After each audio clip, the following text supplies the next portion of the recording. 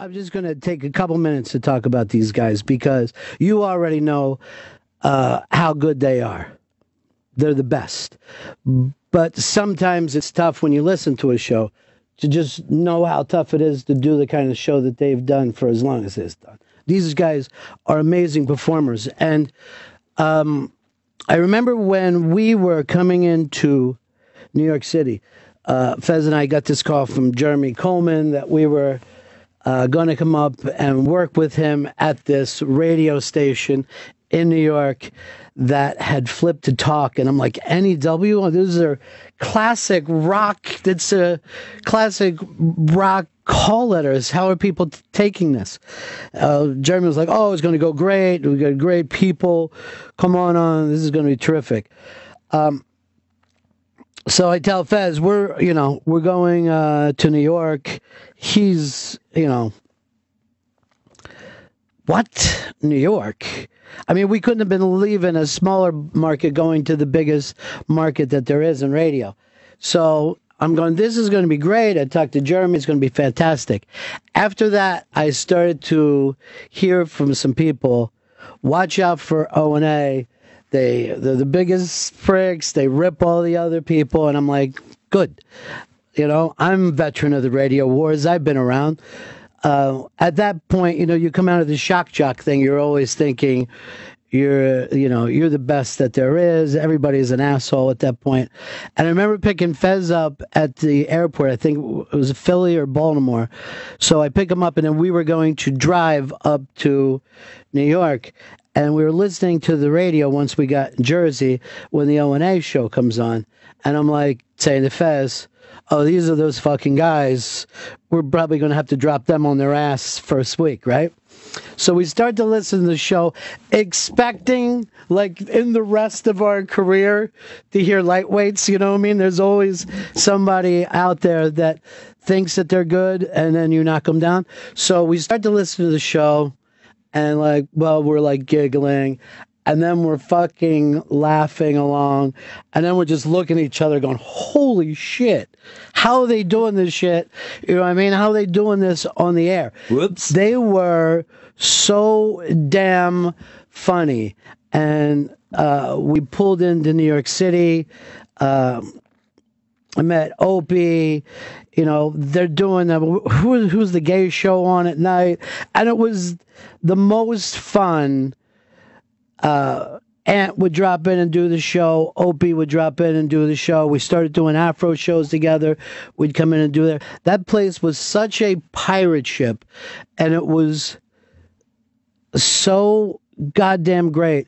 And for people to not understand how that thing stayed up as long as it did is to not understand radio.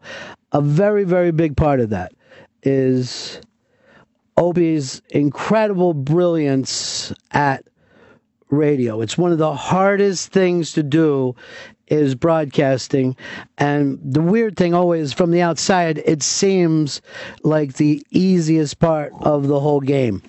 And to be the guy who found Anthony and knew that would work on the air, to find Jim Norton and somehow get him to join a show, even though he's this terrific comedian, to bring people like Bill Burr, Patrice, Louis C.K., Jay Moore. I mean, that list goes on and on. I don't even want to start and bring it up because you just don't know how tough it is to convince those people to come in and join that illusion and be part of it is really, really fantastic. And it's some of the best radio that you'll ever hear. And when you listen to it on a regular basis, you really don't understand that the amount of magic that takes. But to go over the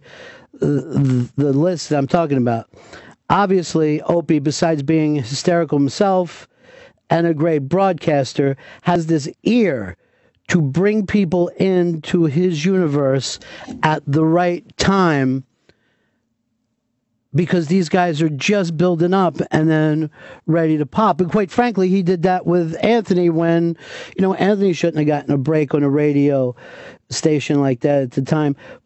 But somehow Ope was able to look into that and see when somebody is ready to ripen and then be able to help move them along. It's a tough thing to do. Ope is definitely he's the best programmer in the country, but beyond that, comedically, he's probably got a better ear and eye than Judd Apatow. I have no problem in the world measuring the guys that have come through the O&A show with the guys who have come through the movie business in L.A. Anthony is the funniest human being, and it pains me to say this because it's the only guy in my life that I love to get a laugh from. It almost embarrasses me to say how much it feels good to get a laugh from that guy because I know how goddamn funny he is.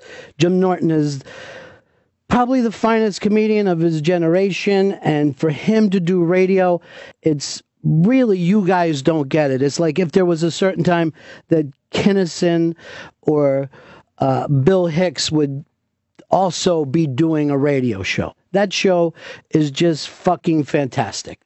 Those guys are fucking cream. That's Clapton, Bruce, Baker, they're fucking cream. So to have this opportunity to fly under that flag has been one of the greatest. And we never even got a chance when we first came to WNEW to hate the guys. They were so welcoming and so much fun.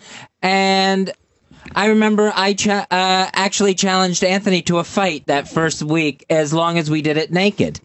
It was funny stuff. It was really, really great stuff. So, again, completely thanks to those guys to been a part of the O&A show has been tremendous. And I brought this up before, to go in and play with those guys. It's like playing with the Lakers. I will never forget this experience. This is probably my greatest show business experience.